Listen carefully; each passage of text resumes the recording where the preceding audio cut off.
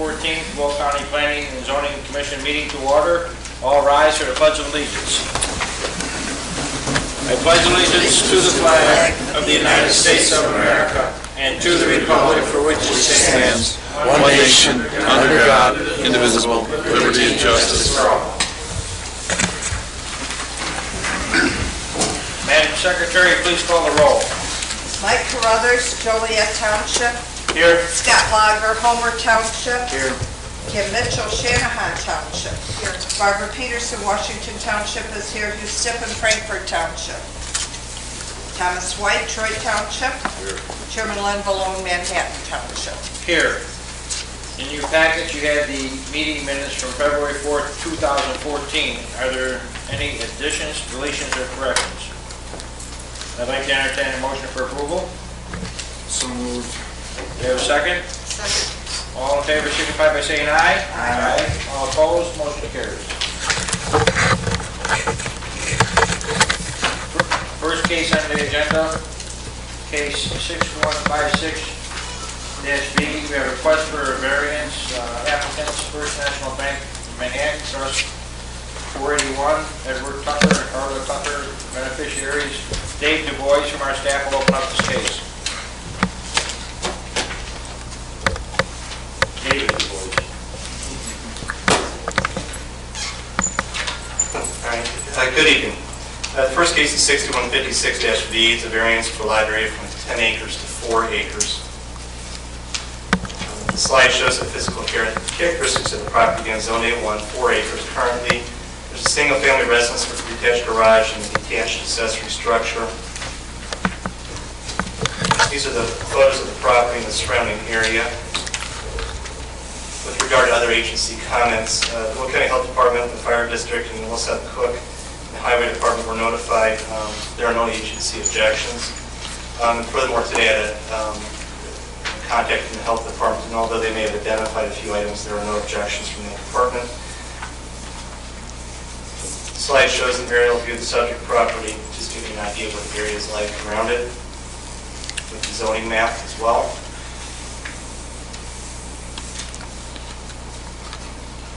Plat of survey, which identifies the property with existing structures, and then finally the staff recommendations for approval for the variance for lot area from 10 acres to 4 acres. Okay, is there any questions of the staff at this time? Is the applicant here tonight? Yes, I'm here. Okay. The owner. Okay, do any of the commissioners have any questions to ask of the applicant?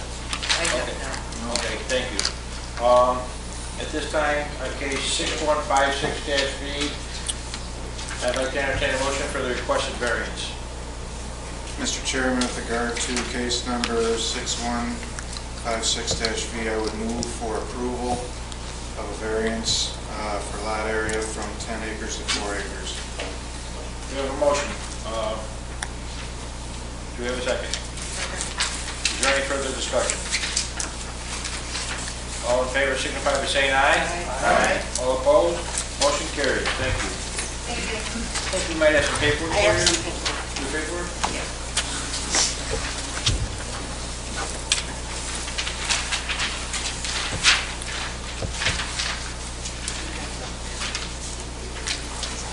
Okay.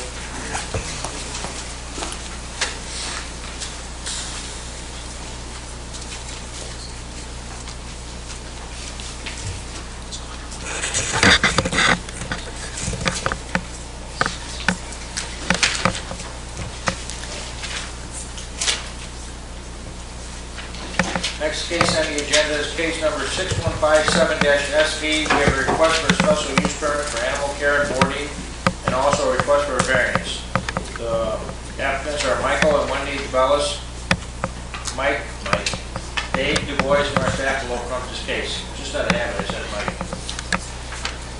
On zoning case 6157-SV, there are two requests. Special use permit for an animal care and boarding facility, as well as the companion request of the variance for the separation distances setback from 500 feet to 395 feet from the nearest off-site residential dwelling unit. Again, the property is zone A1, is 10.01 acres. It's includes a single-family residence with a detached garage, a detached accessory structure, and a swimming pool. This is a picture of the view towards the house. The next slide shows the subject property as well as a view of the surrounding area. It gives it the character of the area. It's rural in nature.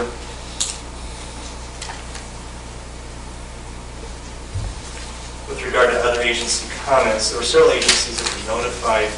The Will County Health Department submitted a letter of no objection. IDNR indicated no objection, terminated consultation. There are some identified species in the area, but again, they reviewed the matter and indicated they have no objection. The applicant was also directed to contact the Southwest as well. Consultation may be required there, but we had no confirmation at this point of that process. The slide shows again an aerial view of the area. Single-family residence with a detached accessory structure. General area to request location, proposed facility. It's right here.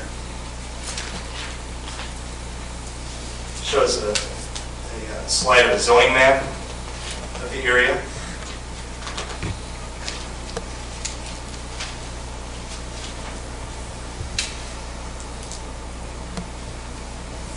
Plotted survey again, which identifies the subject property. And what you have here is the line of 395 feet from the nearest off-site single-family residence. Proposed facility area is in this general location. The 500-foot line would be back about this point. There is no single-family residence back in this general area, but there is the ability to meet the 500-foot outside of this ring here. So this is the proposed location within that 500 feet, no closer than 395 feet from the adjoining residence on the next to the north.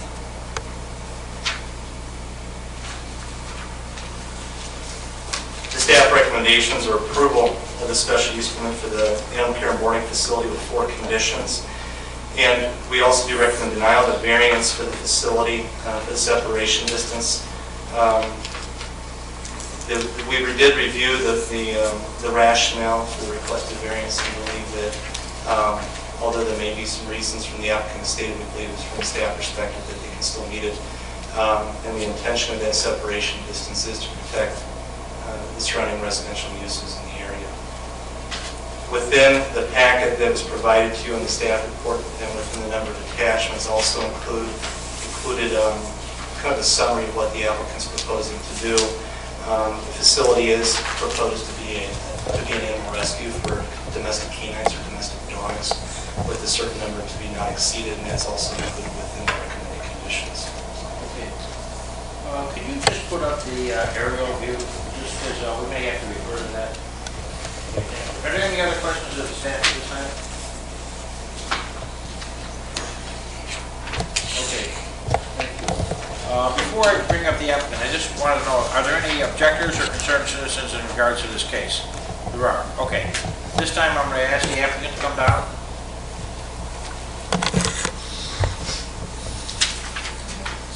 Come on down. Yes.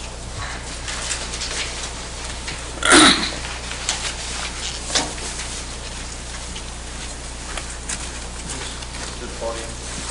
What we'll do is just we'll have one of you at the podium at a time, and one will speak at a time, and then you'll both have an opportunity to speak. So this time I'd like to state your name for the record. Wendy DeBellis. Okay, can you speak into the microphone a little louder? Wendy DeBellis. Okay. All right, now that special use or staff recommends approval and the variance denial. Do you have any comments? I appreciate the recommendation for the approval for the special use. The variance, I wanted to bring it closer for a few reasons. One was so that the animals would be closer to the house, so I could get to them quicker if they are barking, which I recently learned was a concern. I thought it would be safer for them the closer they are to activity in the house. We do have some coyotes out there. And I have a letter from the neighbor who the variance does affect. everybody, for anybody else, it's actually a benefit to have it closer to us because we will, the closer they are to us, the quicker we will be to be able to get to them if they are barking, since I just recently heard that that would be a concern. And the closer they are to us, the faster we can get to them, the less they're going to be barking because we'll be able to be interacting with them more.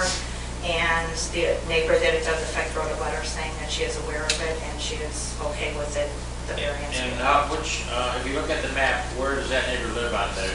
North, just north of you? Yes, The neighbor just adjacent to your property is north of you? yes.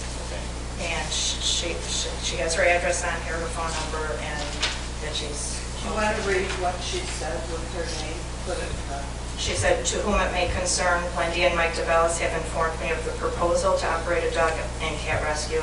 I have seen the proposed plans. I do not have any objections to their proposal." Ruth Welson, 28852 South Calgary Road, Manhattan, Illinois, and then her phone number. Okay, I have a quick question. 'Cause I sort of know that area, but I'm not real familiar exactly where you're at. I know where you're at, but I'm not familiar with the lay of the land there. But I'm looking at the lot just to the south of you, and then there's a lot, looks as though it's just to the west of that lot. Are those just pole buildings there? The lot to To the south would be to the underneath. south of me, it's currently a vacant lot with a pole building towards Okay, the and then back. just to the west of that, it's another pole building? To the west of that, well, West is speed to the left. oh, to the, Isn't that the west? oh, to the west. That's To the the west west is, That's ours. there's a house back there and a pole building. Okay, but those are same lot or is that separate lots? This one right here, Yeah. this is a flag lot, so this is our lot, and Yes, this is the flag our, lot goes to the house that's behind you, to the this west. house here. And then there's another lot below that. Is that just pole buildings in there? No, that's a house and a Oh, okay, pole building. okay. And this is the one neighbor who I had tried to contact them before, and their home phone was disconnected. So that they're here, just probably. So there's a road there running along the south side of your lot to those back lots? Yes, Okay. and, Is there any other questions of the applicant at this time? Sir, do you have anything to add? No, I'm just here. Okay, this is what we're going to do. We're going to call down the objectors and concerned citizens, and maybe take a seat over there. We'll give you a chance to respond once they ask their questions and their comments. Okay, thank you. At this time, I'd like to call the first objector.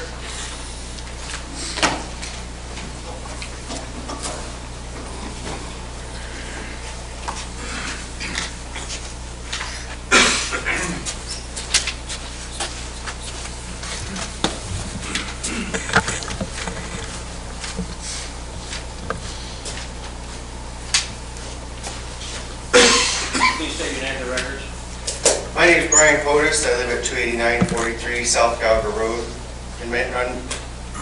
That is, Uh-oh. there's, the top of I haven't got it. I live right there, Okay. okay?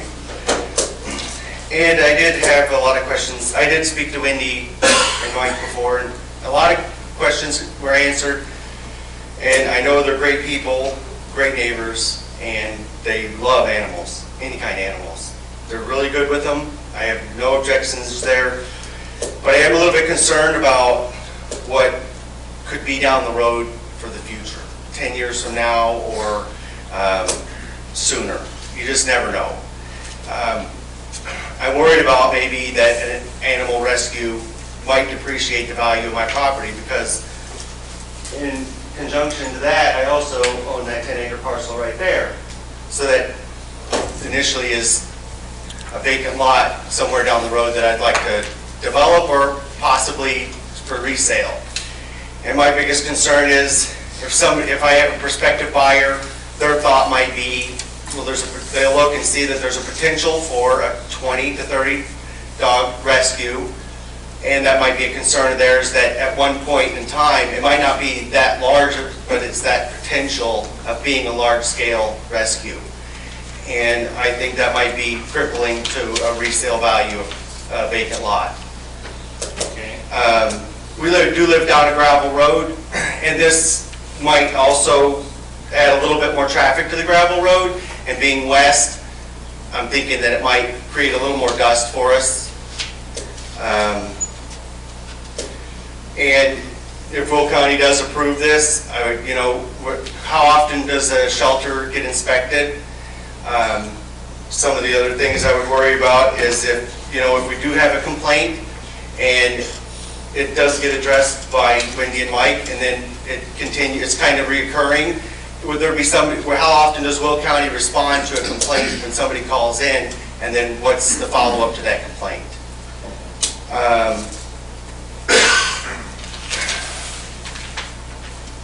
And then, by chance, if an animal does escape, being that it's a rescued animal and maybe abused, would we be confined to our house until the animal's captured? And, would there have to be some sort of special gear to capture an animal after it has been found out that it has escaped, or that it escaped out of a truck? Or maybe somebody knows that the rescue's there 10 years down the road and just cuts loose a couple of dogs, or ties one up to this fence and takes off and leaves it. These are some of my concerns about a rescue going in across. Okay. David, can you answer some of those? Let me test your mic there. You did that for, They took away the name, but it's... yeah, they, David will address some of those. Okay. With regard to the number of animals, there is a condition that does limit the number of domestic canines to a total maximum number. With regard to inspections, this is a facility that would be regulated by the state. With regard to kenneling and licensing, and with regard to conditions, compliance matters, that is something that the conditions are monitored by our code enforcement within community development, as well as that we do respond to complaints if there are any potential violations on subject property. Could you quantify the canines? I think I put it as a maximum of 30.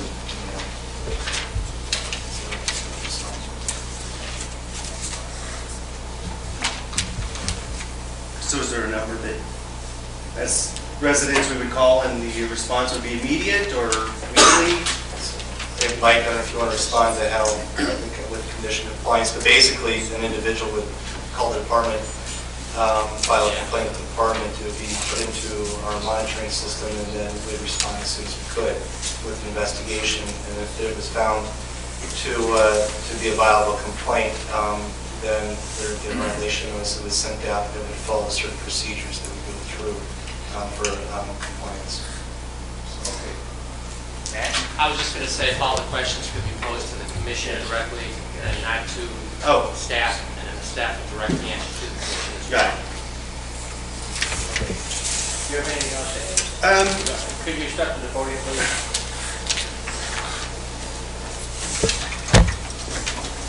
Is this something that couldn't be done in more of an industrial area, being that it's almost on a commercial, close to commercial scale? Well, if it's... For a residential If the area? request is asked for a special use permit in this zoning classification, then it's allowed in this zoning classification. Even though it's residential area? That's just the way it's actually agricultural, so the zoning that she has, A1.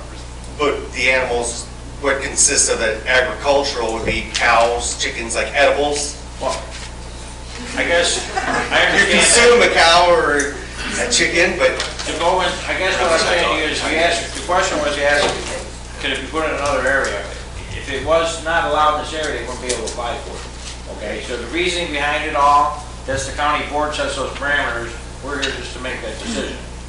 So, I'm just, okay, that's all I David, have. can you just, to avoid confusion, can you just use one of the desks up there with the mic? Yeah, I will answer this one. Okay. With regard to animal care and boarding, it's a special use in the A1 and A2 and E1 and E2 zoning districts, and then permitted use in I'm watching Matrix here, C2, 3, and 4, as well as the industrial districts as well. So there are other options, but it is authorized to can be authorized within the A1 district as a special use. Did we ever quantify the number? I think it's 30. I mean, for the maximum number of domestic canines, Yes. 30. Okay. I didn't hear you, you sort of sounded sort of low. Thank you. That's all I have, thanks. All right, thank you, sir. Are there any other concerned citizens or objectors?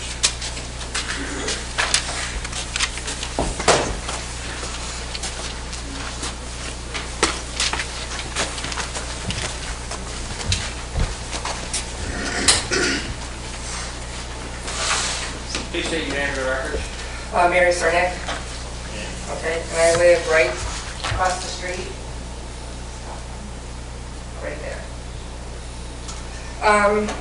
Well, I guess just cut to the chase. The main issue I think that we're all concerned about is the noise. You've got 20 to 30 dogs that's not going to be quiet. We have another Palmer house, which is like 3/4 miles away from us, that you can hear them dogs barking. Luckily, it's kind of far enough away, it's not that intrusive, but you can hear them. And this is going to be right across the street. It's not going to be quiet. I mean, dogs bark, and I know they will do their best to not let that happen, but as it grows and gets more, it's not going to be quiet. You can't keep dogs quiet. They bark. We all have animals out there. I have dogs. They bark. I'm on top of them, quit barking. We all love our pets more than ever, and they love their animals. There's no doubt about it, and they'll do their best to take care of them. But when you start getting in a grand scheme of things that way, it's not going to be easy, and it's going to be loud. And also, my other concern is, you don't know where these animals are coming from. There's some that can be dangerous. They get away, they come over and attack my dog. I'm not going to be too happy about it. Or come after us. And it can happen. Life is the way it is. I mean, I'm a veterinary technician. I deal and see dangerous animals all the time.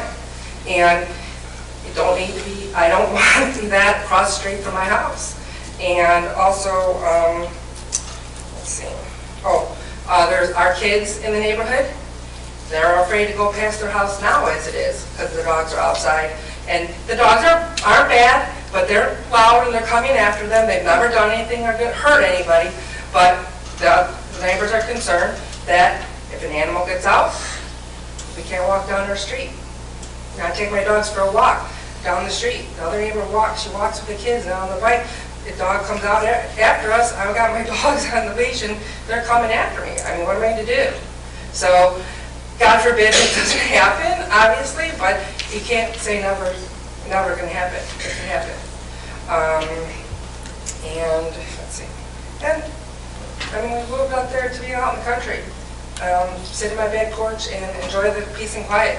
And I just don't see that happening if this facility gets larger and larger. I mean, like I said, I feel bad that this is happening, but turn the tables. When I moved out there, I wanted to put in a boarding facility.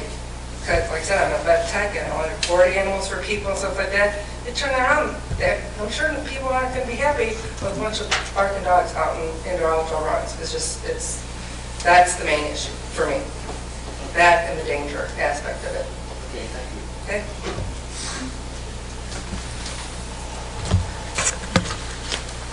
Any other objectors or concerned citizens?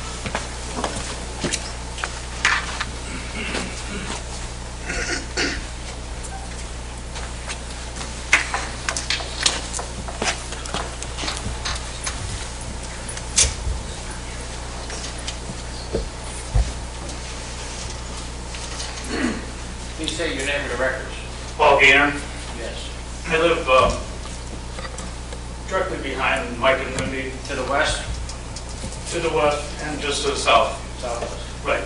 Kitty That corner? yellow line is my driveway going into my property. I have a flag lot. Sure.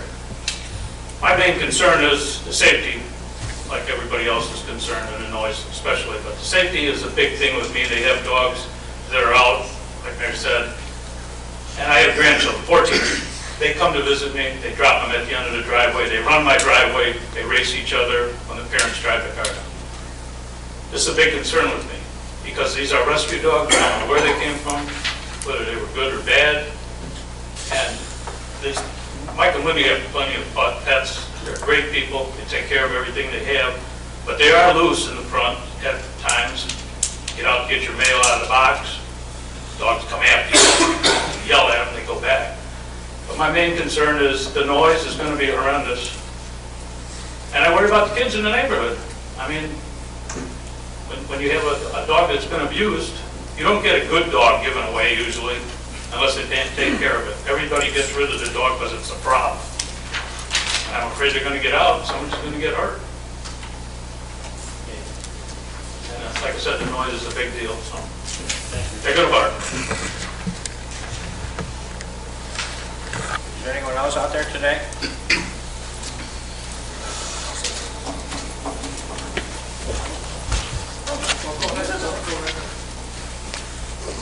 Chairman Malone, I would just like to remind everybody that's speaking this evening to make sure that they've signed in on the sign sheet and identified the appropriate information to the record. To reiterate, what Mr. Du Bois is saying is that everyone that's given testimony tonight, we do need you to sign in at the sign-up sheet up here. So if you haven't signed in, we ask that you please come down here and sign in. Thank you. Please state your name for the record. Samantha LaPratt. Yes. I actually do not live anywhere near Manhattan. I live in Homer Glen. But this is my godmother, and she asked me to be a part of the rescue. Sorry, nervous. A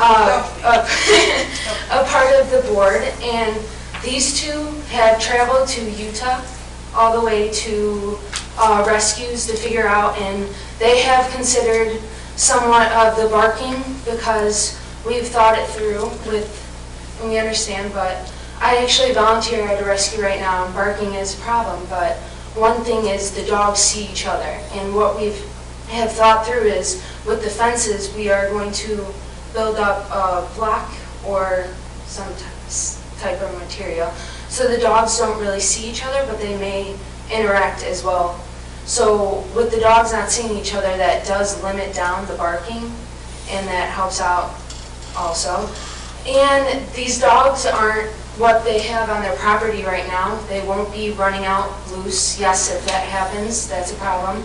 But right now, we have them fenced in where they go out to the bathroom, they are fenced in. They will not be able to leave the fenced-in area without a leash. That shouldn't be a problem or a cause, but with the barking, I think that they've done their research and trying to figure it out with all the neighbors. Thank you. Did you sign in? I did. Very good, thank you.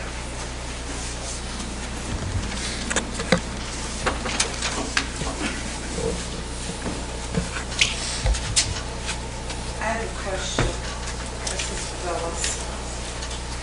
The fenced-in area of your property, what kind of a fence is it? As of right now, we don't have a fence in. We just have a fence for our horses. Okay. But around this rescue, there would be fencing around the entire rescue. There would be like one fence with roller bars at the top so they can't get over. And every run would be, every dog would have a run with this fenced in. All right, someone stated that when they went for their mail, the dogs would run after. Do your dogs run free now? Well, How many do you have? Two. I have 4 dogs, and they run up and bark like farm dogs if somebody comes up in our driveway. And sometimes when Mr. Daner gets his mail and stops there, they run up. They've never attacked anybody or bit anybody, or they just bark. And I think Mr. Daner knows, I usually will call them back when they run up to the car. They are like pretty much confined to our property in their own sense. They don't have a fence around there, but they know our property. And they don't leave your property? They almost never leave our property. I won't say that they have never left our property. We have one that's younger, and he's still being trained. He has gone across the street before, but we are working with him, and he's been he's getting there. He doesn't usually leave. And our other dogs that are older, they stay on the property. Okay, why don't we do this? Why don't we just let this last I director didn't see speak, and him. all we'll do is this, is that we'll call the applicant back up. If you got any further questions, that's what we'll do. That's okay. So please step forward and state your name for the record. My name is John Cernak. I live across the street at 28913 South Calgary Road, Manhattan, Illinois. Mike and Wendy, we've known 8 years. Great. But my main concern is definitely the safety factor, and that they definitely need to build an 8-foot cyclone fence facility if it happens. Because these dogs, very athletic, a lot of dogs are athletic. 6-foot fence isn't going to cut it. Right? They can go over 6-foot fence, no problem. So I really think this facility needs to have a lot more thought put into it. A lot of inexperience right now. They visited Utah, did whatever. They're very excited about this plan, but I think it needs some more time, a little bit more development. And we need to know really what's going on with this project. Let's see the rooms. Let's see photos of the rooms. Let's see the fencing going in. Let's see all that happening. We're not seeing it right now. It's all this hearsay. Once it gets going, how do you get rid of it? John, You know. please. That's my concern. I don't think there's enough planning here yet and enough thought about the safety factor for the children and the people in the neighborhood, that if one of these dogs get out, it could be a good sign. Okay, that's my concern. Okay, thank you. Any other objectors or concerned citizens? Okay, we'll have one more come down, and then we'll have the applicants respond.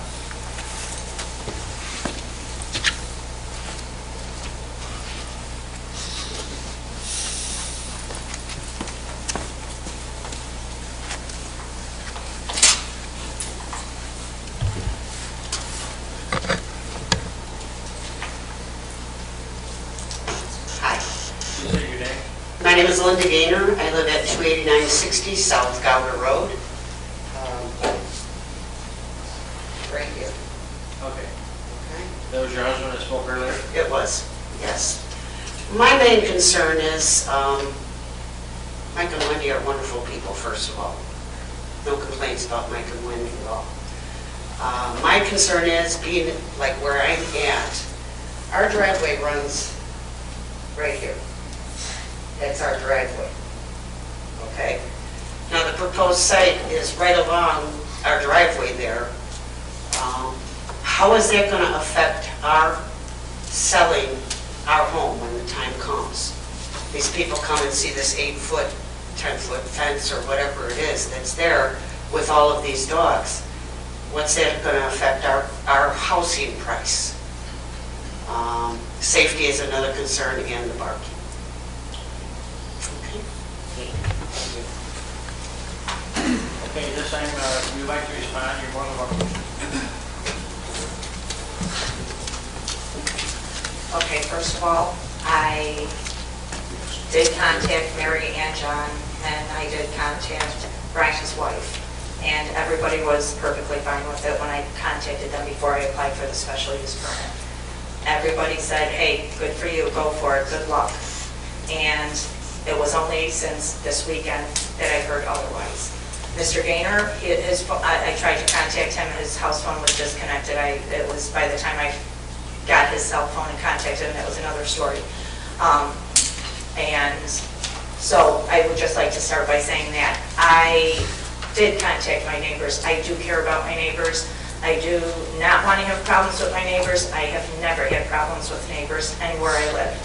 So that being said, when we contacted an architect about plans, and I'm not sure why John is saying that there isn't planning into it, because there's a lot of planning into it. He has never even come to our house and asked us about it. No offense, John. But he did come up here and say there's not enough planning. We have contacted an architect. We've talked to her about ways to make it as quiet as possible so that when dogs are inside, you're not hearing them outside, whether that would be extra insulation, special ceiling tiles, whatever would need to be done out of consideration for our neighbors. We would have the entire facility surrounded with fencing. There are ways to keep dogs from jumping over fences, and we did get some of them at that place that we went to in Utah, and went to a week-long seminar on how to run a shelter. So we have taken into consideration safety factors. The dogs that we would be adopting would be coming from animal controls or shelters, not where I would walk in and say, oh, that's a cute dog, I'll take that one or that one. They would be dogs that are scheduled to be euthanized, that the staff there has had, and they would recommend saying, this is a really nice dog, and its time is up, we have no room left, and this is a dog that would be an adoptable, family, good temperament kind of dog. Fine, it's not a dog that they've had for years, but they can get an idea that they are friendly dogs. Having ferocious pit bulls was brought to my attention in the last 2 days, and I would agree to say I won't take in pit bulls if you're afraid of them. I personally am not a breed-specific kind of person. I think a pit bull could be a wonderful pet, but I will agree if that's a concern that somebody's afraid of pit bulls, then fine, I won't take pit bulls. I have rescued, or I have fostered 3 different rescues. I've volunteered at animal control. So the inexperience, I don't know how else you get experience about running a shelter other than volunteering at other shelters and then starting it. I'm not going to say that I'm an expert or I'm perfect, but I've had dogs my whole life, and I've volunteered and I've fostered, and I have about as much experience. I don't know how else to get more experience other than volunteering and then taking a workshop on it and starting it. I mean, I will do what I can to control noise. I just have a question about something you said. It seems that you'll be somewhat selective about the dogs that you take in. You're not going to be like a dumping ground for problem. Okay, yes, I am not going to be a dumping ground. Our plan is to... Because that's what a lot of people are out there, just accepting animals that no one else wants. Right, and we do not want to take owner turn-ins where somebody says, wow, here's my dog, if it's my daughter, I don't want it anymore.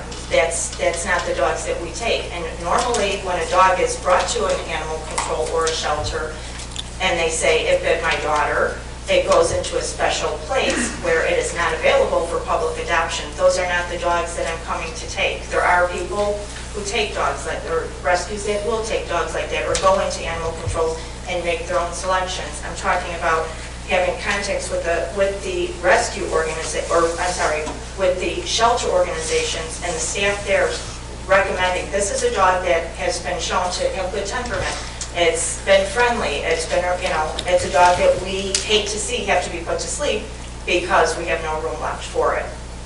So, and as far as the noise, I mean, I know Mr. Boyd recommended against the variance, but the closer it is to our house, the more we will hear it and the sooner we can stop the dog from barking. If they're outside barking, the neighbors that are not here, and some that are here, if a dog is barking, I have never told my neighbor, hey, get lost. If a dog is barking, I'll bring the dog in.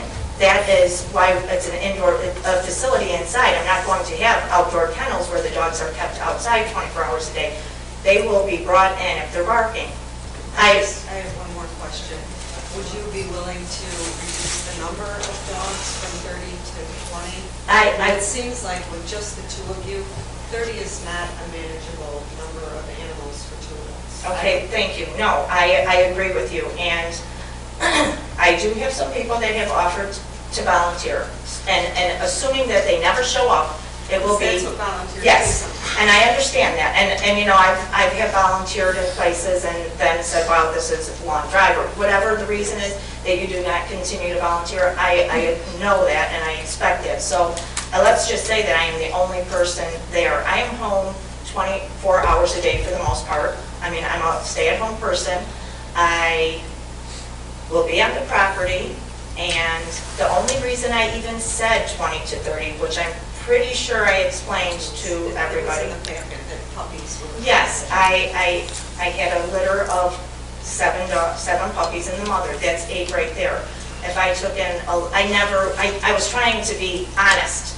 and not get myself into trouble by having a couple of litters of dogs and then say, wow, you have 22 dogs because you have 2 litters of 8 puppies and these 3 over here, and then be in violation of something that I said I wasn't going to go over. That was the only reason I said that high of a number to start with.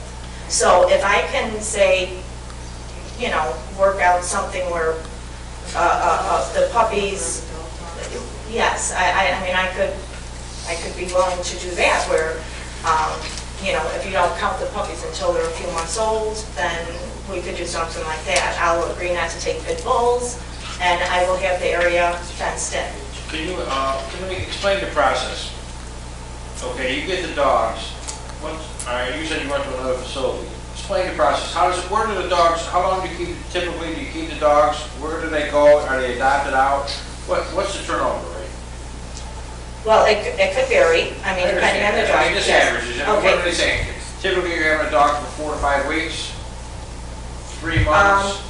Well, okay, so when you would take a dog in from a animal control facility, the animal control facility would say, I would talk to the woman and say, which ones would you recommend that would be able to be adopted because they have good temperaments? I would take those dogs, bring them to my place. I have a place to bathe them and get them clean, and put them on Pet Finders, Pet Tango, different internet sites, and Facebook, whatever. Get them advertised and put the word out that they're up for adoption. Puppies normally go fast. I had a litter of 7 puppies. They were all gone by the time they were 8.5 weeks old. Most of them were gone by the time they were 7 weeks old. I had 2 that lingered until they were 8.5 weeks old. Puppies usually go pretty quick.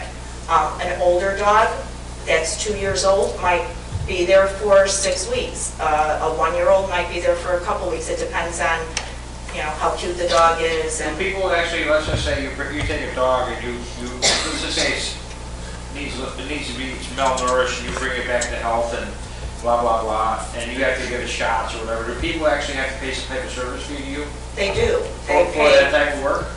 Well, the people who adopt them, they pay an adoption fee. Okay. And Is that to maintain the cost of... right, to help cover the cost of taking care of the animal. And maybe one animal, when they come in, they would have a health certificate that they are up to date on shots, unless, you know, it was some extenuating circumstances, and then we would get them their shots and have them spay or neutered, you know, have everything done so that they are ready to be adopted. And that fee would cover that, and then, you know, you may end up with a dog that has more expensive medical conditions like heartworm or, you know, heaven Is forbid. this non-profit or is it for profit? It is nonprofit. I So do the not. money's go back into the operation? Yes. Okay. We planned on funding the building, but Okay. then from that point on, it would be. The other question I have is this, going back to the building, you said the architect would minimize the noises, et cetera. Now, is this a building that's going to have some type of, say, ventilation system, or is it going to have air conditioning, or what is going to be there when it's 90 degrees in summer in the middle of Manhattan, and you're out there in the scorching sun? Is it going to be a ventilation system in there, or is it going to be air conditioning? What is it going to be? It will have heated floors, and it will have a ventilation system. We are fortunate that my son-in-law's brother has offered to put in a air conditioning ventilation system for us. And we have a few other people who have offered to help with, you know, pouring the So concrete. you're trying to make it floor. the best facility you can, and you're saying you're going to do things like insulation and ceiling panels to mitigate the noise? Yes, it will be a fully enclosed building with walls and insulation. Okay, now do And the dogs have access on their own to go through like doggy doors out to the outside? Or is that controlled by you? Well, I would control doggy doors during the day so that they could go in and out, as long as they were not outside just barking, you know, uselessly. Then I would bring them in and close it and make them stay in. My plan has an area where there would be an open area inside. So on cold days, they're not just in a little dog run. They can come out and there'd be an open area where they can move around and you know, get out of a 5-foot by 6-foot dog run. Okay. I don't know, does any of the other commissioners have any other questions in regards to this? Do you have anything else that you'd like to respond to?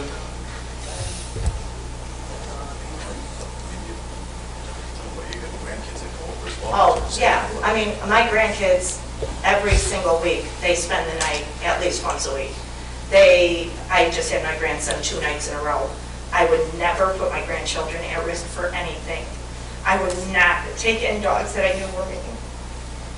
I mean, the risk factor of an unsafe dog is not an issue as far as I'm concerned. I realize that somebody might have a dog and you don't realize that it could snap or something, but I mean, that could happen with anyone's dog. I am doing my best to make sure that they're dogs that are decent, well-behaved, low-mannered dogs. It's not only bad dogs that are put in shelters. People lose their home, people die. People can't take care of a dog that's pregnant and has 7 puppies. They don't have the room for it and they don't have the means to take care of it. It's not always a bad dog that gets put in a shelter. Okay. David, do you have any comments? Yes, I'd like to make a few comments. Number one is to review real quickly the conditions that were recommended. Number one was that, again, it would exceed 30. If you choose to reduce that, we need an amendment to that condition by the commission. The one condition also restricts access to exterior areas of the facility, limiting the hours of 6 a.m. to 10 p.m. And that exterior access would be restricted to canine runs in designated fenced exercise areas. And again, the facility operation would be limited to a domestic canine rescue without public access and no public boarding of domestic canines. So there could be no services provided to the public at this facility. And then another element too, I know you mentioned about different building components or architectural components to the building. This building would be required to meet the Will County Building Ordinance, and depending upon the use type, meet certain specifications. It could be a commercial type, so that could affect, the ventilation systems in the building, the plumbing, the electrical, a lot of different factors involved in that. You're saying the code, because it's a commercial building, it's going to be held to a higher standard? I wouldn't necessarily say higher standards. There would be different standards depending upon the use type that's applied to this. In this particular instance, it could be a commercial or industrial, not the building official. But what I'm saying is that could impact the different building components, insulation factor, ventilation systems, plumbing, electrical. So it would probably be more stringent than your typical pole building. Yes. Okay. That's what I'm getting at. And then finally, I know it's been mentioned about 8 and 10-foot fences. We have not seen particular design. I know that you don't want to put a lot of expense into this up front until you have the entitlement. But with regard to 8 and 10-foot fences, the agricultural district limit maximum height of a fence is 7 foot. So without another variance to any kind of numerical standard with regard to the fence, the applicant would have to consider alternative means for keeping the canines enclosed, including potentially something over the top of the runs. Okay. So I just want to make clear is that the maximum fence height is 7 foot in the A1 district. Okay. Based on what David said, Kim, did you want to have any comment about maybe the quantity of, did you want to, you were discussing that as a point, did you want to? I feel like with one individual, 2 adults, that to have 30 dogs there at a given time would be excessive. And I don't know, 12 adult dogs. I think there are people here, some of the people here are the people who have offered to volunteer. I would not, if I had, I will adjust the number of adult dogs, if we could do that, and then just have it be something with, if there's a litter of puppies, it's make an exception like that, that's fine, because I really do not intend on having 20 or 30 dogs. That was the only reason that is in there. What do you feel would be a reasonable number of adult dogs, a limit? I'm thinking 12 adult dogs and 2 adults. I think you have your hands full. Especially if they're sizable dogs. I think that if you had puppies, that's something completely different. But adult dogs, I think with 2 adults managing the facility and not having employed staff, I think that 12 adult dogs is a lot. David, do you have a comment? Yes, from an enforcement standpoint, I would recommend that we do not distinguish between the age of the canine, that it be a strict limitation on the maximum number. For purposes of enforcement, I think, quite honestly, having puppies and adults and trying to figure out which is which, based upon age, could be a nightmare. So I'd suggest, again, our recommendation is having a maximum number. So if the canines is 20, so be it. That would be any age. No,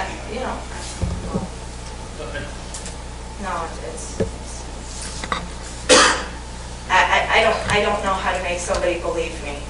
I mean, it just seems so crazy because I could put 50 pigs on my property and it's not an issue. Well, they'd be here. But I mean, I. A rooster. Acceptable to you, 20 dogs and sports. Rooster. You know what, this is, rather than drag this out, I'm thinking that it could be a possibility of, 30 is a big number. You know what? And maybe, if you do look at a number that might be reduced, and maybe you could prove to the neighbors and to the county that that's a manageable number, and maybe you could come back later at another date and have that number increased. It's part of the process. You could say 30, and people are, and our commissioner is saying, hey, that's a lot for one or two people. Even if you have volunteers, I know how volunteers go. Yeah, if somebody's sick in the summer, some kids there helping you, and all of a sudden it's September and they go to school, and then you're back there by yourself. So we're just trying to be reasonable on this request, and I understand the good that you're trying to do as a dog owner myself. But what I'm looking at too is that, Kim does have a good point, and maybe we should look at that number and say maybe we should redefine where we want to go, and just make something that's acceptable for all. I feel like a manageable number of dogs and 10 acres, and she should be able to do what she wants to do. She obviously has done her homework. She knows what she's doing. She's done the research, and it's a public service. I commend her for, the whole endeavor to do such a thing on your own and to put your own money into it the way you're going to. But I think 30 dogs and 2 adults is a lot. And furthermore, if you lived on 10 acres out there and there was nobody behind you, and obviously somebody's could live next to you, but I'm looking at those other 2 houses that are actually behind you, and their driveway cuts through there. It makes the scenario a little different, only because of, if you had no one behind you had a pole barn 500 feet back and it was all farmland, and we know that neck of the woods is not going to be developed right away, so it would say 30 I would have no problem with, but I do look at homes that are right there too, so it's just something that we try to work with. This is a concern that I have as I look at the whole scope of this. Certainly the applicants, should be commended with what they're trying to do. However, I do, share the concerns of the neighbors. Even 6 or 7 dogs, barking in chorus, with a fairly tight grouping of homes, I could see could be a potential problem. I would feel much better if this was an 80-acre parcel. Or 120 acres. With the nearest neighbor a quarter mile Really? away. And I do share concerns of the neighbors. Mrs. DeBellis, you indicated that just recently, this past weekend, everything sort of erupted. Would it be possible, or do you think it would be beneficial for a meeting with everybody here? I have talked to Mary Cernak, who is... You've talked to them individually. How about as a group? Because I see you putting yourself on 10 acres and alienating all of your neighbors around you. And again, I only commend what you're doing. There's very few individuals like yourself, but an animal is an animal. And my main concern, besides barking, that's second to barking, except I'd be screaming out the window, shut your dogs up, I want to sleep, is little children. And I know you have grandchildren. I know that.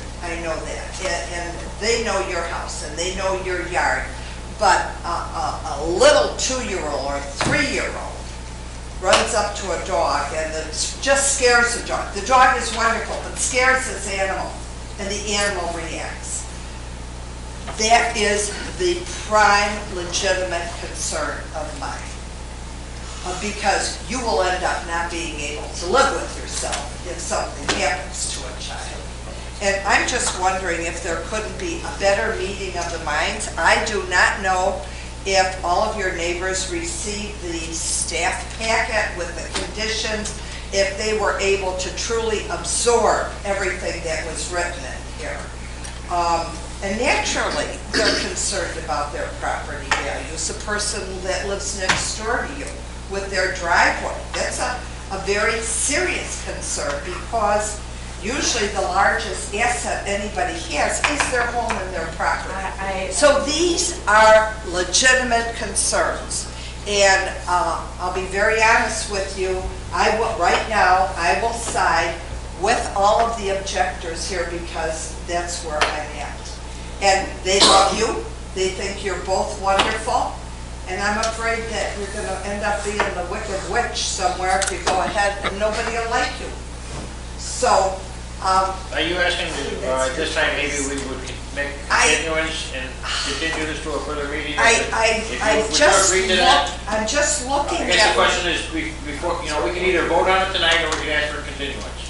Here's another thing. What's our county board date? This has to go to county board. It's gone in 2 weeks, less than 2 weeks. But the thing is, this is a dream. They are committed. They're compassionate. They're going to put in a lot of money, a big investment. And what, the neighbor across the street's not going to wave anymore? Nobody's going to like them? I guess I'm coming in from a different angle. Well, as far as, the way I look at it, as far as going to county board, it can, if it needs it, if the applicant agrees that we can either vote on it tonight or continue it, as far as it being delayed to county board, we could delay that.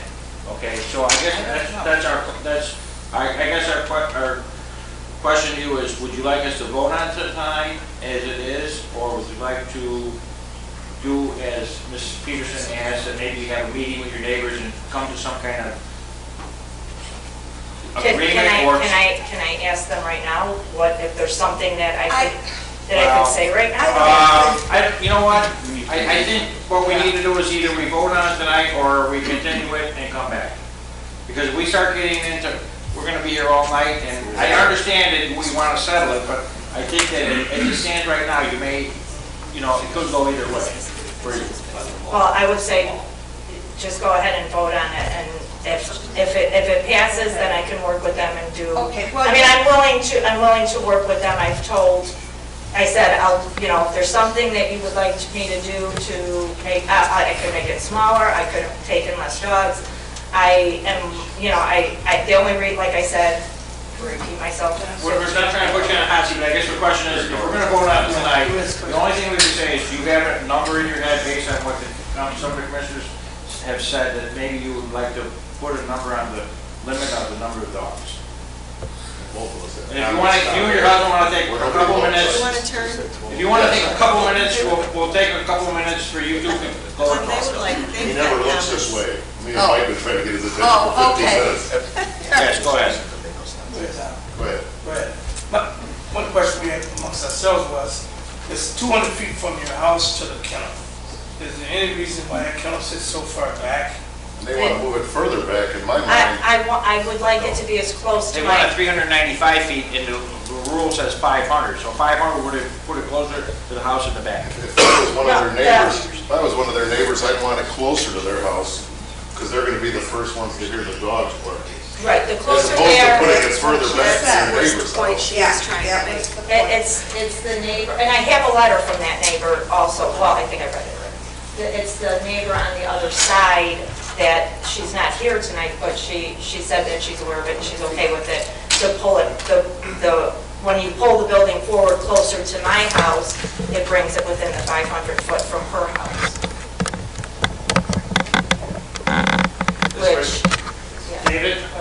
This right here is the 500-foot radius from this residence over here. Oh, Okay. that's what we're talking about, okay. We Even thought if it it was was from their out- house, and I was gonna say, what's the difference, move it closer to their house, and they're gonna hear the dogs barking. There's houses back here as well. Right. If this proposed area was outside its 500 feet, it would still be 500 feet from these as well as that house. Okay, and then 500 feet from the adjacent house, how far is it from the existing house that's on that property, roughly? From here to the house, Yes. I did not measure. There's a dimension on there, isn't there? 200 feet. 198 feet. Oh, 198 feet, so if they moved it another 100 feet, it'll be 300 feet from their house.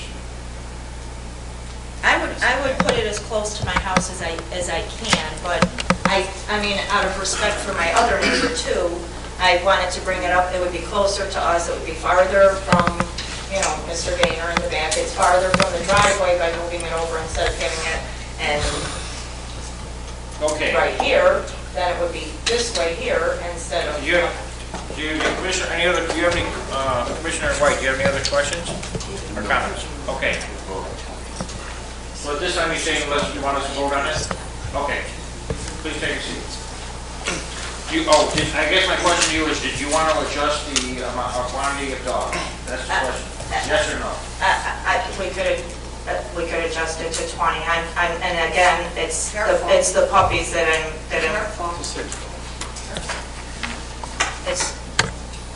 it's the puppies that I'm thinking that there could be a couple of litters. Okay, so 20.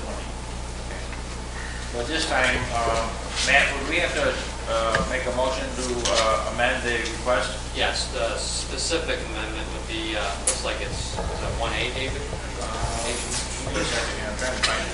Here it is. Go ahead. Don? I don't know what it is. Are they doing I think real you're on. estate? All right, I'll just talk loud. It should be a motion to amend that specific condition, just changing the number from 30 to 20 at the applicant's request. Okay, at this time, I'd like to entertain a motion to amend the request from 30 dogs to 20 dogs. Mr. Chairman, with regard to case number 6157-SV, do we need to amend the motion first, Matt, or make the motion then amend it after? Just a motion to amend that condition. Amend the request. Okay. I'm going to make a motion to amend request 1A to go from 30 to 20. Okay, we have a motion, we have a second. Second. Roll call? Brothers, Yes. Lager, Yes. Mitchell. Yes. Peterson votes no. Stephenson here. White. Yes. Chairman Linville. Yes. Okay, on case 6157-SV, we have a request for a special use permit. I'd like to entertain a motion. Mr. Chairman, with regards to case number 6157-SV, I'd like to make a motion for approval of a special use permit for animal care boarding facility with 4 conditions, including the amendments. We have a motion, we have a second. Second. Is there any further discussion? Roll call vote, please. Carruthers. Yes. Lager. No. Mitchell. Yes. Peterson votes no. Stephenson not here. White. Yes. Chairman Linville. Yes. Motion carries. Next, we have a request for a variance. Mr. Chairman. Staff did recommend denial on this, but go ahead and make your motion. Mr. Chairman, with regards to case number 6157-SV, I'd like to make a motion for approval of a variance for animal care and boarding facility off-site residential dwelling unit, setback from 500 feet to 395 feet. We have a motion, do we have a second? Second. Is there any further discussion? Roll call vote, please. Carruthers. No. Lager. No. Mitchell. Peterson votes no. Stephen here. White. Yes. Chairman Linville. Yes. Motion fails. Thank you. Mr. Chairman, Yes. I would just like to remind everybody, at least the scheduling on this, is that there would be a committee on the 11th in this room at 9:30 a.m. And depending upon their decision and recommendation, if it was to follow the normal schedule, would then go to county board on the 20th of this month. Okay, thank you.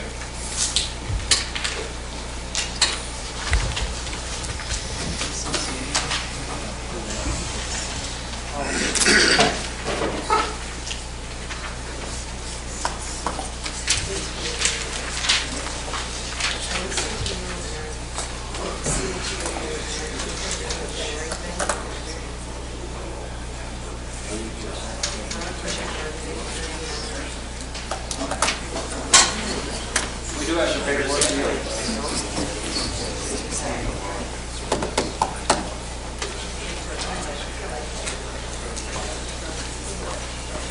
Good luck. Thanks, appreciate it.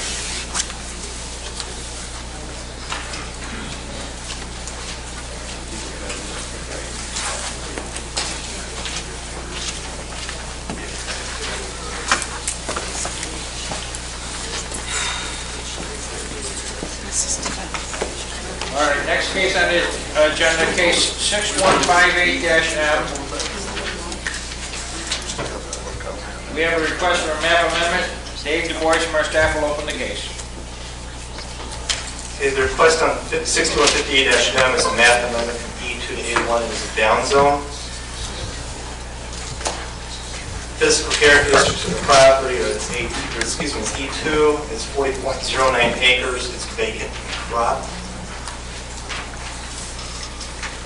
Photos that you see on the screen show the surrounding area. There were several notifications on the property, and there were no agency objections. The aerial photograph shows again the character of the area. The zoning map shows the zoning in the area. As you can see, it's predominantly agriculture. This slide shows the plat of survey, and as you can see, the intent of the applicants is to rezone A1 and then create 4 10-acre parcels on the subject property. The staff does recommend approval of the map amendment from E2 to A1. Okay. Can you hold on 1 second? Are there any questions of staff at this time? I think I'm confused on this. I know, you've got the motion to amend. Where's the other one? We got one down here. Okay, that one's gone. This one is this one, so turn it over. Where's the special use? Oh, this is special use. And you'll see, no, this was variance. So turn it over and see how you vote it. That's the easiest way to do it.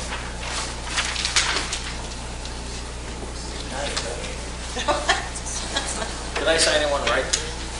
Yeah, everybody will be there.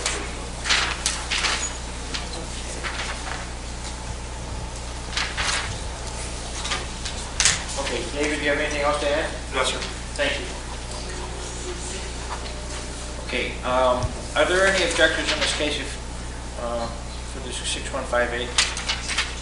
Do any of the commissioners have any questions to ask of the applicant? Okay, this time on case 6158-M, we have a request for a map amendment from E2 to A1. I'd like to entertain a motion. Mr. Chairman, with regard to case number 6158-M, I would move for a approval of map amendment from E2 to A1. We have a motion. Do we have a second? Second. Is there any further discussion?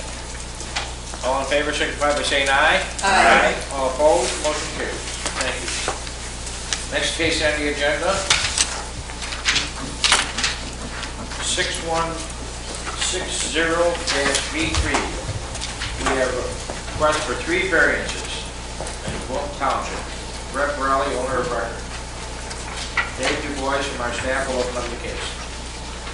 With case 6160-B3, there are 3 variance requests. The first one is a variance for lot area from 10 acres to 5.772 acres. The second is a variance for side yard setback from 50 feet to 7.63 feet on the north property line, and a variance for side yard setback from 50 feet to 35.74 feet on the northeast property line. Subject property is A1. sorry, it's actually 5.772 acres, not 15 on that slide. And there is a various detached accessory structures on the subject property. The single-family residence is no longer there. The slide shows the property and the surrounding areas, predominantly agricultural. There were no agency objections, including comments from the health department. The area view shows the general character of the area, as well as does the zoning map, which is predominantly agricultural. The plat survey identifies the subject property with the existing structures. It also identifies where the variances will be requested. And the staff recommendation is approval for all three variances. Okay, thank you. Are there any questions of staff? Are there any objections to this case before I talk to the applicant? Okay, do any of the commissioners have any questions to ask of the applicant? No. Okay. In case 6160-B3, I'd like to entertain a motion for the first requested variance. Mr. Chairman, I make a motion to approve on case 6160-B3, variance for lot area from 10 acres to 5.772 acres. Do we have a motion? Do we have a second? Second. Is there any further discussion? All in favor signify by saying aye. Aye. All opposed, motion carries. Next, we have a second requested variance. Mr. Chairman, same case number 6160-B3, variance for side yard setback from 50 feet to 7.63 feet, north property line. We have a motion. Do we have a second? Second. Is there any further discussion? All in favor signify by saying aye. Aye. All opposed, motion carries. Next, we have a third and last requested variance.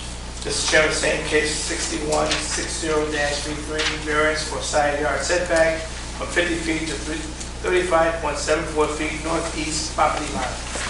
We have a motion. Do we have a second? Second. Is there any further discussion?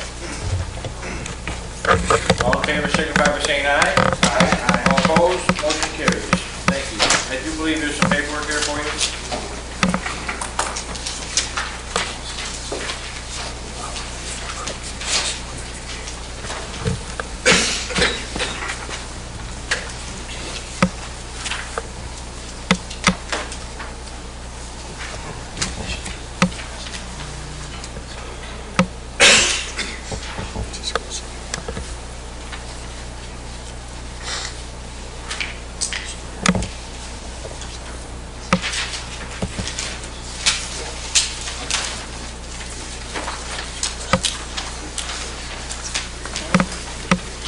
You've everything in today, or are you ready with it? 6160.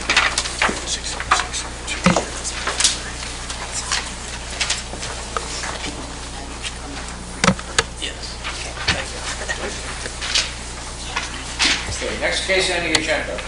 Case 6161-B, we have a request for a variance. Jay Danner, owner of record, Wayne Williams, and Bruce Wallay, agents. Dave DuBois, my staff, will open up this case. Case 6161-B, you have a request for a variance for side yard setback from 5 feet to 1.83 feet. The property is in an R6 PUD, commonly known as Carolina, 6,692 square feet, has a single-family residence with an attached garage. Slide shows views of the surrounding property, including the subject property.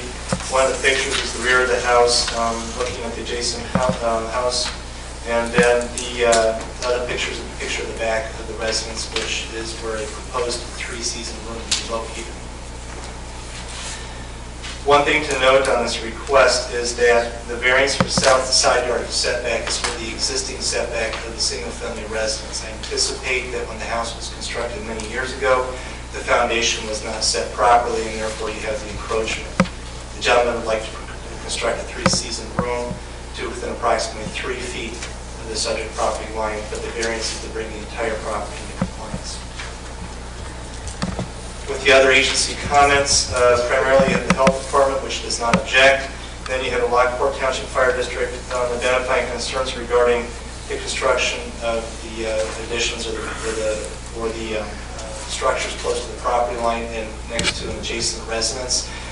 What I will advise you is that with a building permit for the construction of the three-season room, they'll be set back further than the existing residence as well. During the permit process, the fire district as well as building code will govern on that structure. This is an aerial view of the subject property. Again, it does show the location in the R6 PUD, as well as the zoning map, which identifies the zoning. The plat of survey, which identifies the existing single-family residence, and the proposed three-season room. Staff does recommend approval for the south side yard setback from 5 feet to 1.83 feet. Other questions of staff? Okay, thank you. On case 6161-B, are there any objectors or concerned citizens? Do any of the commissioners have any questions of the applicant? Okay, is the applicant here tonight? Yes, sir. Okay. On case 6161-B, I'd like to entertain a motion for the requested variance. Mr. Chairman, with regard to case number 6161-B, I'd like to make a motion for approval of the variance of south side yard setback from 5 feet to 1.83. We have a motion, do we have a second? Second. Is there any further discussion? All in favor, signify by saying aye. Aye. All opposed, motion carries. Thank you.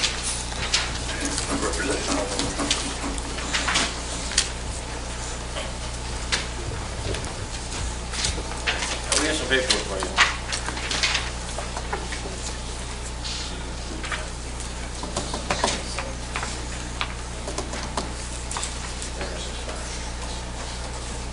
Oh, she's a bit.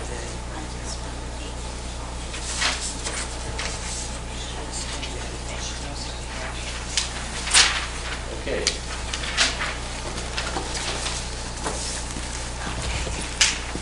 Next case on the agenda. Case 6164-B, a request for a variance. Ken Saley, owner of record, Steve Meyer, agent. Dave Du Bois, from our staff will open up the case. Okay, with case 6164-B, we have a variance for north front yard setback from 47 feet to 22 feet. Subject property zoned R2A. It's 1.455 acres and it is vacant. It is located within a platted subdivision. It does include 2 lots which are proposed to be developed as a zoning lot, which means that both are used under unified control and development for a single purpose for the administration of the ordinance. And with that platted subdivision between those 2 lots, you have a drainage utility easement that runs between the 2 lots, as well as a storm sewer that is subsurface. The gentleman wishes to construct his residence on an east-west orientation on the north half of the subject property. And due to that fact, including the drainage utility easement that bisects the subject property, as well as the storm sewer, that is the purpose of the requested variance, is to move that residence a little bit further north. These photographs show the subject property. One is looking southwest and the other is looking northeast towards the existing residence. With other agency comments, the Soil Water Conservation District has no objection and no other agency comments were received. The aerial view shows the general location of the subject property as well as the surrounding character of the area. The zoning map shows the surrounding zoning. The plat of survey identifies the proposed location of the single-family residence.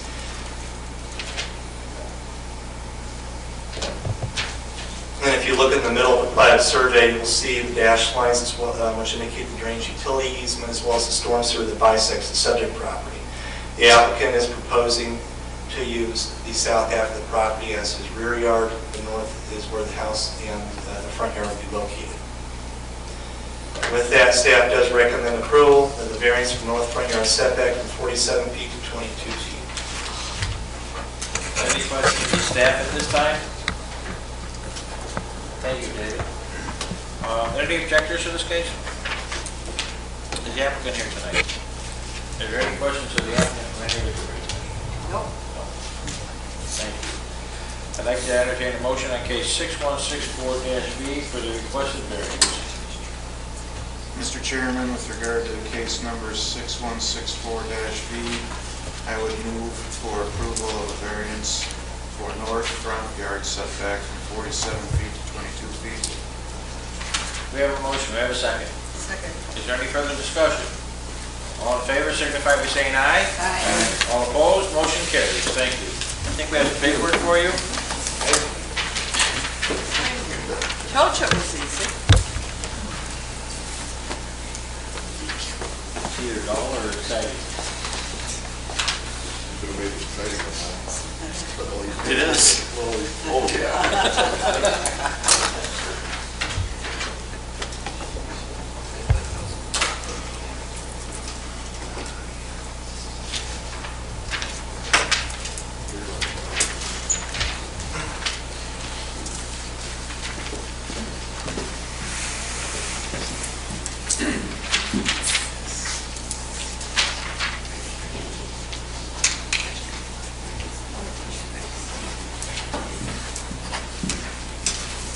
Okay.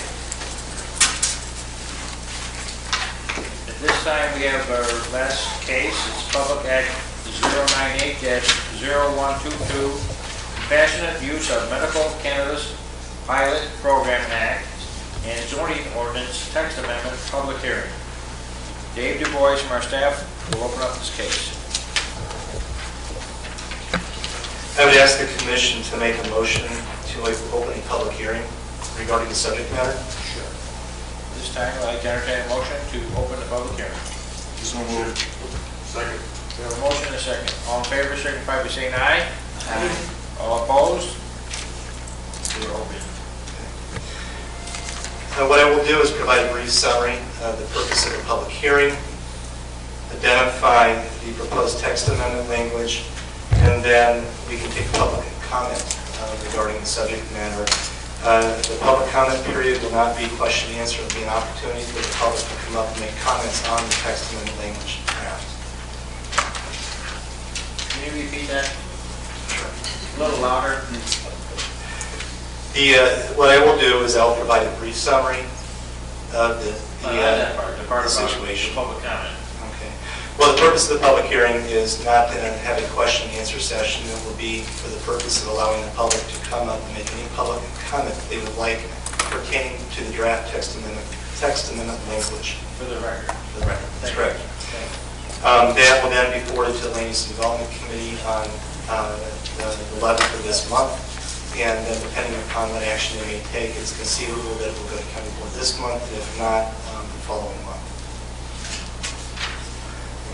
The state of Illinois recently passed Public Act 098-0122, the Compassionate Use of Medical Cannabis Pilot Program Act, which authorizes medical cannabis cultivation centers and dispensing organizations.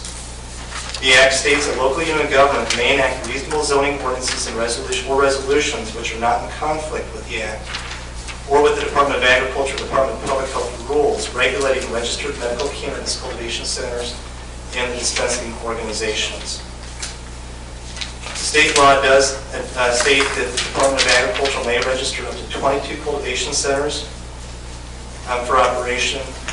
And it may not issue more than one registration per Illinois State Police District boundary, as specified on the date of January 1st of 2014.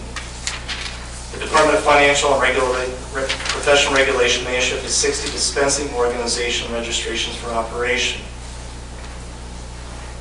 What does that mean for Will County? We're in the State Police District that has 3 counties, so we may authorize up to 1 cultivation center within those 3 counties, so 1 in 3 counties.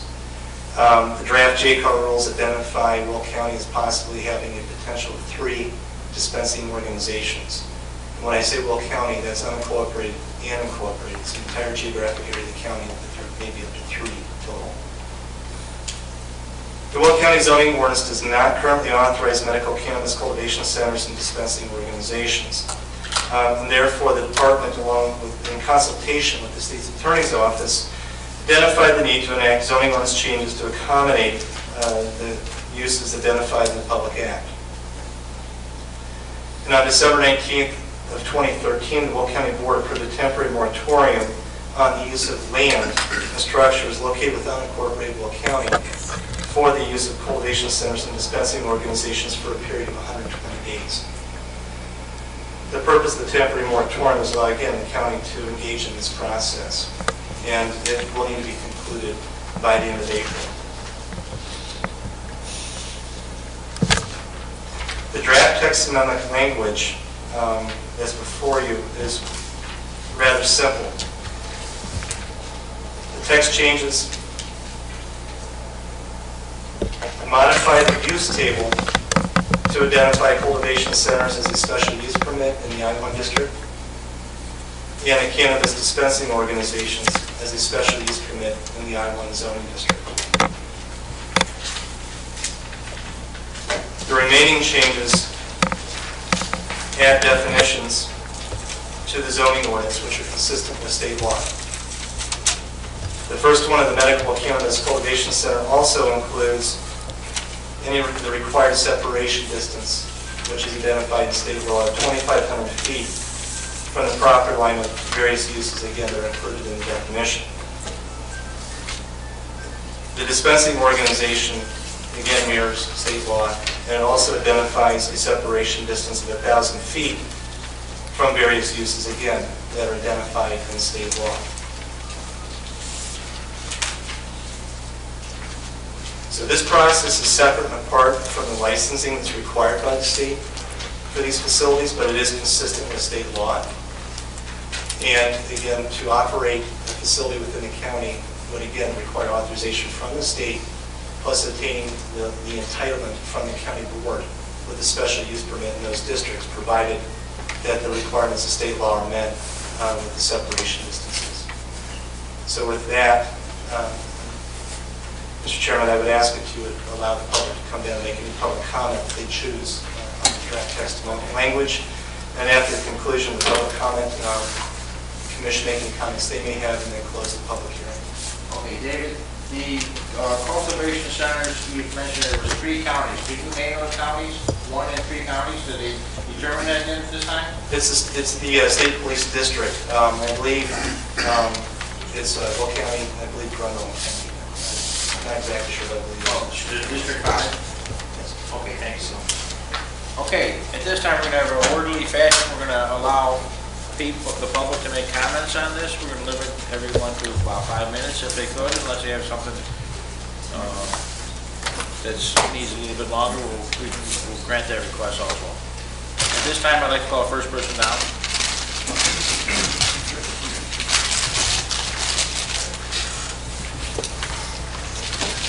And I'm not sure if you heard David, but what we're at, this is public comment. We're not here for debate. We're just here for hearing comments, so we want the public record. Yes, please state your name for the record.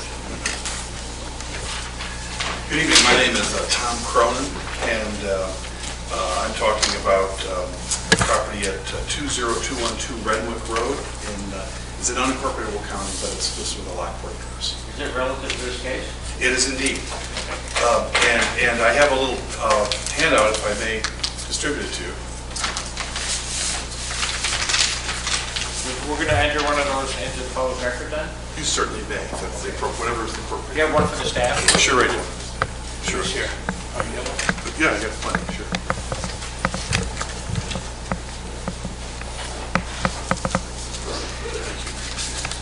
Basically, my wife Reagan, who's here with me today, we are the owners of the Goodard Greenhouse Farm located on Renwick Road in unincorporated Will County. And we're really here just to introduce ourselves because we would like to be an applicant for a cultivation facility under the compassionate use statute that the gentleman just identified for you. We think that we are very, very well suited for a cultivation facility, and one of the best things we have, I think, going for us is that we are an existing under greenhouse farm existing. Actually, it's been family farmed, this greenhouse, for a long, long time. We have been growing for years, decades really, poinsettias, geraniums, vegetables, all for wholesale delivery to market. So to transform the flower farm essentially into a cultivation center under the Compassion Act would be very simple, very straightforward, and would be something that we think would be very well suited for this property. Let me tell a few things about you, because I know you want to keep it quick, and I respect the fact that everybody's here late at night. First thing, I think that we would want to be able to promise, and of course, as the gentleman stated, it is by police district, so there's going to be other applicants. I understand the police district are not exactly along county lines, so it's not 3 full counties, but it's a significant area. The first thing that I think is necessary for any applicant would be competence, that they would be able to deliver and grow the product that's available to do this correctly, competently. If anybody does it incompetently, that's nobody's success, because it is a 4-year program. In other words, it doesn't have a life beyond 4 years unless the state legislature says so. That's why they call it a pilot program. So you really have to show competence. I think the competence that we have is apparent. We have the horticultural skill to do it. Obviously, this is a plant like any other. It's a very similar, and my wife can speak much more intelligently about that than I, about how it's not that dissimilar from a poinsettia or a geranium that we grow. But however, the competence would be also, we've talked to people, we have bringing on staff, growers from Illinois who have been growing in other states and around the country for that kind of expertise. Number one, the thing that Good Earth would bring you would be competence. Number two that the Good Earth would bring you is recognition of the security issues. Security with this product, of course, is critical. It's something that we all, I hope, I'm sure there's disagreement, but I, for one, think that delivering a competent, a compassionate product for people who are suffering from cancer or anything is only a good thing. However, it can only be a good thing if it's maintained securely and appropriately and done for what it's supposed to do and kept out of the hands of somebody who's not supposed to have it. I'm proud that Colonel Jim Caporelli, retired, has come aboard, and this is the kind of level of security, the kind of level of commitment to security that this company is ready, willing, and able to pursue right now. I can't stress it enough, because the one thing we do when we've been talking to people is, are you prepared to do the kind of security that's necessary? You will see that our site plans that we've begun, because the regs are still being developed from the state, so we have to kind of anticipate a little bit and work with the legislatures. But we've gone to where the best security there is, O'Hare Airport, Midway Airport. That's where we're replicating the kind of security, the fencing and so forth that we have there, and we brought aboard a professional who is ready, because it's not just fencing and cameras, it's drug testing, it's managing product, it's managing people coming in and out. That's why we look at it almost like a military operation.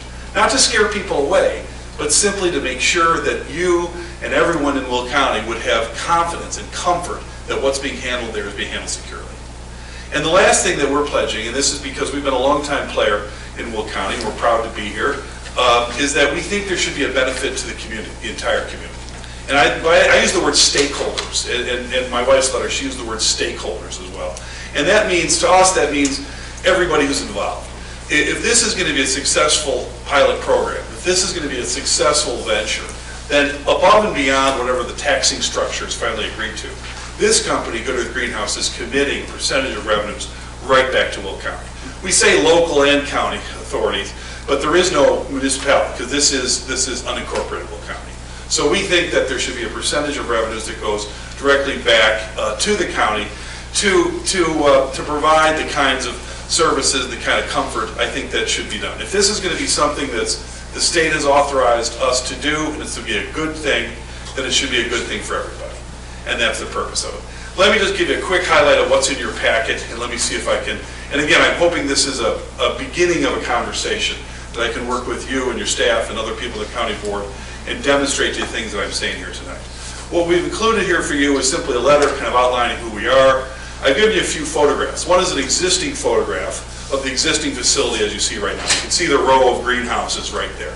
And this is on Renwick Road. You can drive by it. Obviously, it's a photograph from last summer. It's not winter out, so it's a much more appealing photograph than that. The next picture you have is a site plan with the appropriate security mechanism. And we wanted to invest as well in a site, in a fencing that if you can see, it has kind of monument fencing along the part. to be an attractive structure, to not transform the agricultural zoning or the agricultural feel of what this is. This is a flower farm. It's always been a flower farm. I suggest that it will not change under the Compassionate Act here. It will be the same kind of place exactly. Obviously with heightened security and with the additional benefits of the county. I'm happy to entertain any questions you might have. Today really was an opportunity for us to come and say hello and hope that we can meet your requirements so that we can bring this cultivation center to Will County. Unless you'd like to ask questions, we'll just leave it to a public comment at Oh. this time. Oh, certainly. Appreciate your offer, but you may have questions further down the line. Sure. Thanks very much for your time. Appreciate it. Mr. Chairman. Yes. Before the gentleman leaves, sure, it's evident to members of the commission that what we're doing tonight is looking at the text of a possible ordinance the county board would adopt that would regulate zoning of such facilities. The matters of determining who would obtain a license to undertake this activity will be strictly and solely a matter for the state's determination. But having said that, can you pull the mic a little closer? Would it be all right with you, Mr. Chairman, if I were to direct a question to the gentleman? Well, yes, you may. Thank you very much. Sir, as an individual who is evidently interested in making application to the state for this type of facility, I assume you've had an opportunity to review this proposed ordinance? I just seen it tonight, yes. I mean, the ordinance itself, or you mean the regular? The ordinance. Yes, I just read it tonight, yes. The subject of the hearing Right. this evening. As someone who may find themselves in this business, do you have any comment or observation about the appropriateness, adequacy of this particular language? I certainly do. First of all, I'm not on behalf of a dispensing facility, so I don't have any comment about dispensing facilities. Regarding cultivation, as I understand it, would be a special use permit in an A1 or an agricultural center as well. I-1. Pardon? I-1.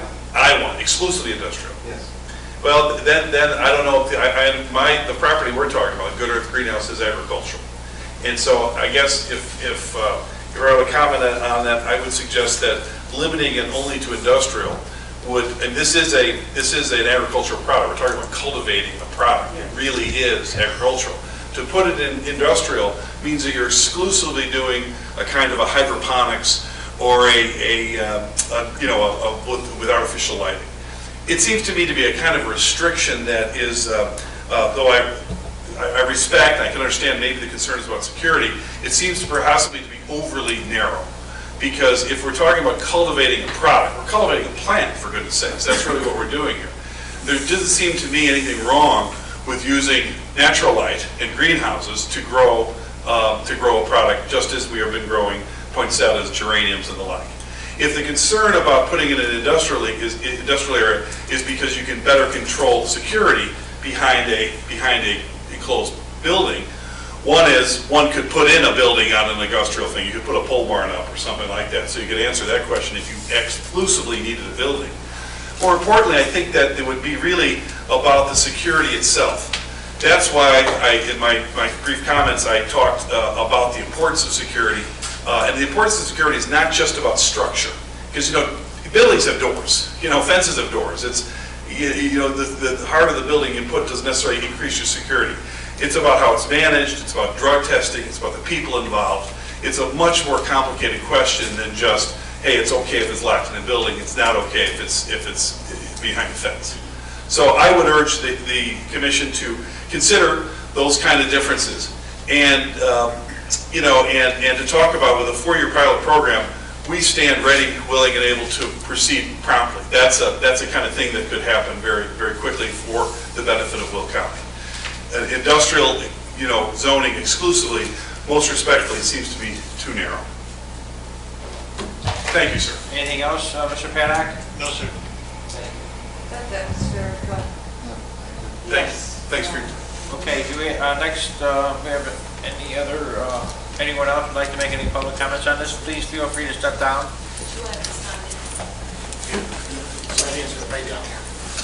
Papers down here if you want to sign in.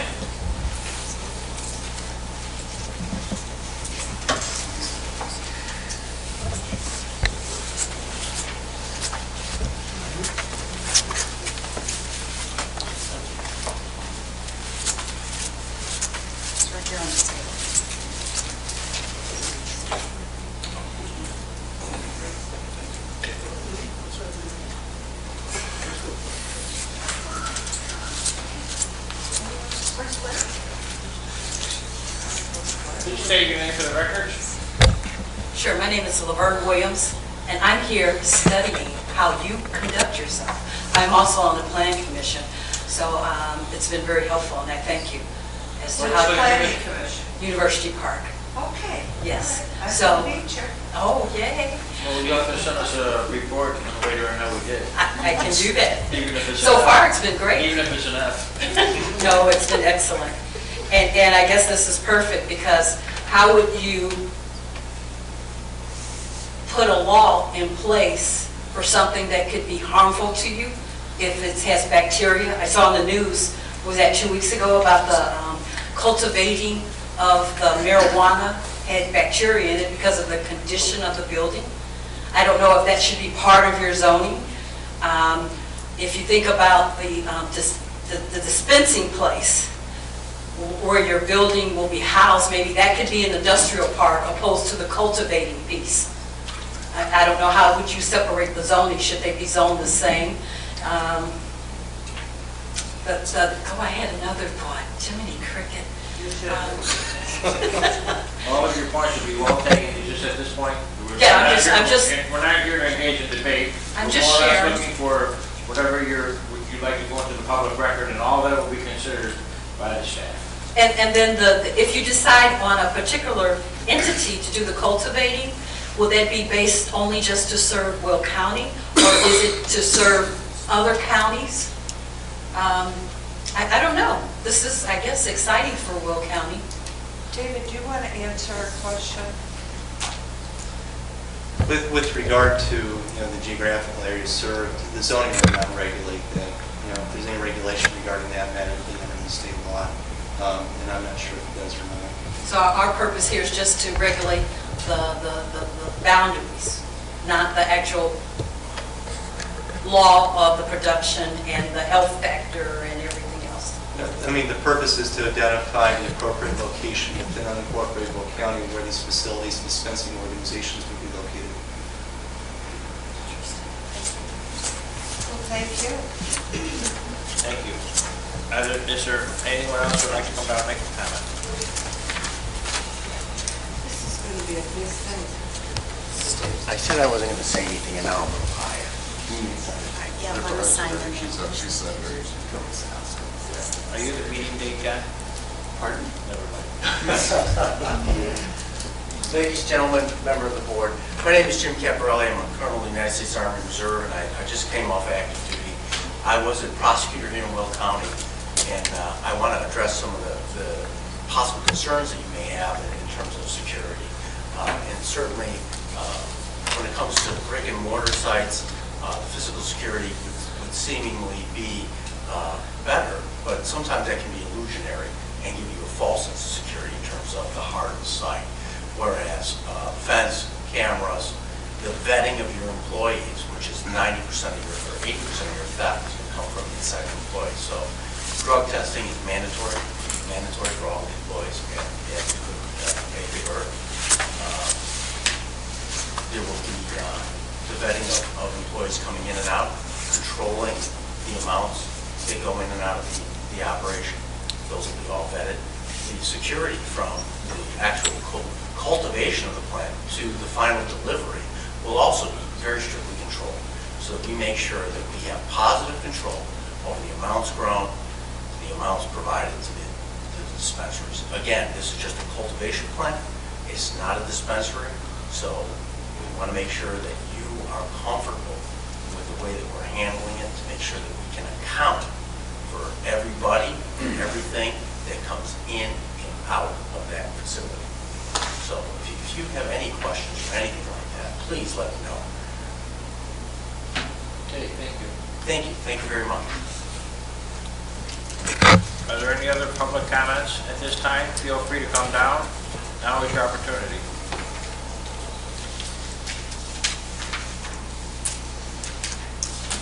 Okay. We'll close the public hearing. I'd like to entertain a motion to close the public hearing. So moved. All in favor, signify by saying aye. Aye. All opposed? Public hearing is now closed. At this time, we're going to make, David, we're going to make a vote on recommendation for this. We would just move the comments to the Land Use and Development Committee. It does not have any recommendations. No, we're not, okay. So at this time, we have any announcements from staff? No announcements from staff? Any of the commissioners have any announcements? Kurt, is there any announcements you have tonight? We're just looking forward to something that we saw you here. Thought there would be some big. No, I heard there was animals and pot on the agenda.